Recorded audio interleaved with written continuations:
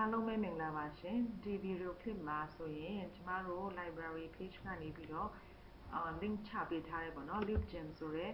website ကနေပြီးတော့စာအုပ်ဘယ်လိုရှာရမလဲdownload ဘယ်လိုဆွဲရမလဲဆိုတဲ့ဟာလေးကို sharing လုပ်ပေးသွားမှာဖြစ်ပါတယ်ပထမဆုံးဒါကျမတို့ရဲ့ library page ကိုရင်သွားပြီးတော့ဒီ page ကနေပြီးတော့ကျမတို့ဒီမှာ link ချထားပေးတဲ့ Libgen ကိုပေါ့နော်တစ်ချက်နှိပ်ရမှာဖြစ်ပါတယ်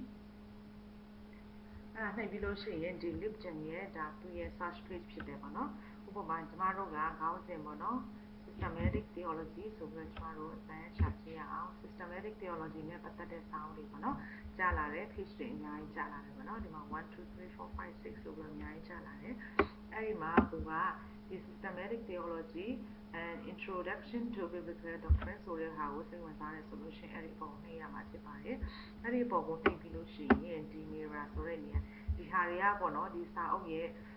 data အချက်လက်လေးတွေဖြစ်ပါတယ်ပေါ့နော် author တွေ publisher တွေထုတ်တဲ့ခုနှစ်တွေအဲ့ဒါတွေကိုသူကရေးပေးထားတာဖြစ်ပါတယ် site က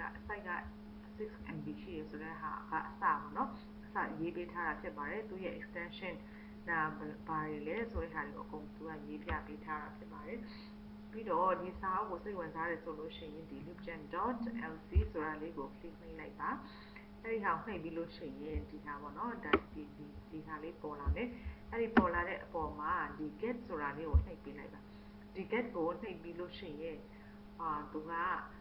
ပေါ်လာမယ်ပေါ့နော်ဒီမှာပေါ့နော် open with Firefox open with save file ဆိုတဲ့ဟာလေးကိုကွန်ပျူတာထဲမှာ save ထားချင်တယ်ဆိုလို့ရှိရင်ဒီ save file ကိုနှိပ်ပြီးတော့ okay နှိပ်လိုက်ရုံပဲပေါ့နော်အဲ့လို okay နှိပ်လိုက်လို့ရှိရင်ဒီကွန်ပျူတာမှာသူက download လာဆွဲတယ်ပေါ့နော်ဒီ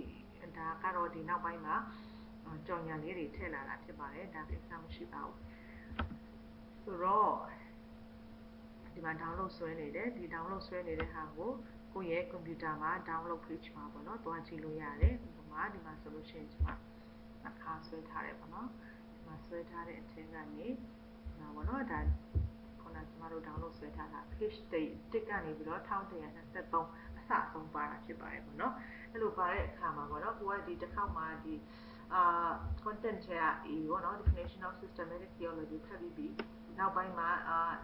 နောက်တစ်ခေါက်ဖတ်တဲ့အခါမှာ B ဖတ်မယ်ဆိုရင်တစ်ခါလေးဓာတ်ရိုက်ပေါ့နော် A B အဲ့လိုမျိုးတွေတစ်ခါလေး jump ပြီးတော့တွားလို့ရတယ်ဒါကတော့စာအုပ်download ဆွဲတဲ့နည်းလေးပေါ့နော်ဒီချက်ပြတာဖြစ်ပါတယ်လို့ပြီးတော့ကျမတို့ကဒီကျမတို့ page ကိုဓာတ်ရိုက်မသွားဘူးပေါ့နော်ဓာတ်ရိုက်မသွားကျမတို့ရဲ့ page ကိုတစ်ခါဝင်ပြီးတော့မသွားချင်ဘူးဆိုလို့ရှိရင်လည်းရပါတယ်ဒီကျမတို့ရဲ့ဒီ page ကိုမသွားဘဲနဲ့ပေါ့နော်ဒီ search bar မှာပေါ့နော် libgen.is ဆိုပြီးတော့ရိုက်ပြီးတော့တစ်ခါတည်းနဲ့ဓာတ်ရိုက်သွားတယ်ဆိုလို့ရှိရင်လည်းရပါတယ် libgen.is ဆိုပြီးတော့သွားလို့ရှိရင်ဒီ page ကိုတစ်ခါတည်းပြန်ပေါ်လာမယ်ပေါ့နော်ဥပမာကျမတို့ဒီနေရာမှာ author နဲ့တစ်ချက်ရှာကြည့်ရအောင် John Stott ပေါ့နော် author သိတယ်ဆိုရင် author နဲ့ရှာကြည့်ရအောင်ဒီမှာရှာလိုက်တဲ့အခါမှာ author နဲ့ပတ်သက်ပြီးတော့ဒီ John Stott ရေးတဲ့စာအုပ်တွေအများကြီးကျလာတယ်ပေါ့နော်ဒီမှာစာအုပ်အများကြီးကျလာတယ်အဲ့ဒီထဲမှာကိုစိတ်ဝင်စားတဲ့စာအုပ်ကိုရှာလို့ရပါတယ်တကယ်လို့ John Stott author မသိဘူး title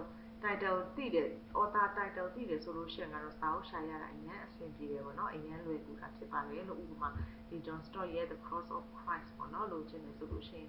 ဥပမာဒီလို John Stott ကိုရေးတော့ပေးမယ်ပေါ့နော် Cross of Christ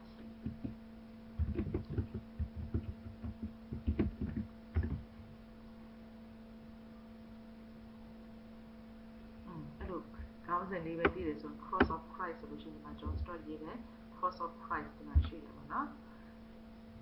ဆိုတော့ဒီစာအုပ်ကိုဒီ Cross of Christ ကိုဒီမှာပေါ့နော်1986ခုနှစ်ကထုတ်ထားတယ်ဒါကို download ဆွဲချင်တယ်ဆိုလို့ရှိရင်ဒီ Libgen ကိုသွားမယ်ပြီးတော့ဒီ get ကိုနှိပ်လိုက်မယ်ဒီ get ကိုနှိပ်လိုက်လို့ရှိရင်ဆရာမတို့ရဲ့ကွန်ပျူတာထဲကdownload မှာပေါ့နော်တခါလေးရောက်သွားမှာဖြစ်ပါတယ်လို့ကျေးဇူးတင်ပါတယ်နောက်ဗီဒီယိုမှာ Z library နဲ့ပတ်သက်ပြီးတော့စာအုပ်ရှာတဲ့နည်းလေးပေါ့နော်တစ်ချက် sharing ပြန်လုပ်ပြီးသွားမှာဖြစ်ပါတယ်ကျေးဇူးတင်ပါတယ်